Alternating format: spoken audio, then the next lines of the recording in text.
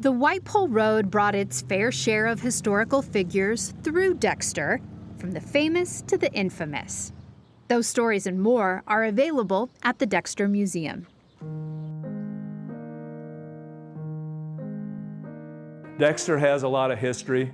Highway 6, the transcontinental highway, runs through Dexter. Lots of traffic till the interstate was built. From 1915 to like 1932, there were over 400 amusement parks built in the state of Iowa. And Dexfield Park was one of the first ones. And it was built 3 miles north of town. The swimming pool was the main attraction. It was an Olympic-sized swimming pool. And it was fed by a natural spring called Marshall Springs. They had a merry-go-round, a Ferris wheel, they had a skating rink, they had a dance hall, they had arcade games, they had restaurants, but on a weekend they'd get 3,000 or 4,000 people out there.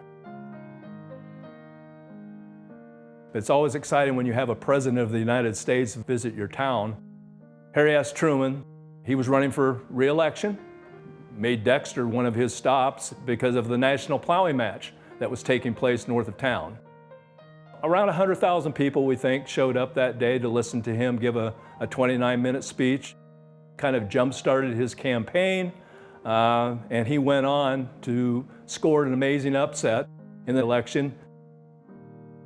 The board is what a fantastic artifact. A fellow by the name of John Bunnell, he was tearing down corn cribs and started noticing these boards that had names and numbers and so on. They reassembled them, and lo and behold, now we got them hanging on the wall. We've talked about the Dexfield Park, and when it was abandoned in 1932 and 33, there was a campground out there, and we had one of the most infamous gangs in the Midwest show up out there. Bonnie and Clyde and the Barrel Gang were there. We have artifacts from the shootout that happened on July 24th, 1933, which was the biggest shootout in Dallas County history, by the way.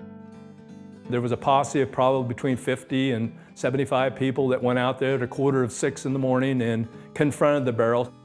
They escaped into the woods and eventually made their way to a farmstead and stole a car there and got away to live another day.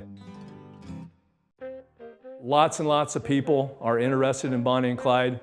I mean, there's people from all over the United States that come to this museum and they want to know about the Dexfield Park shootout, and this is the place to come if you want to learn about that.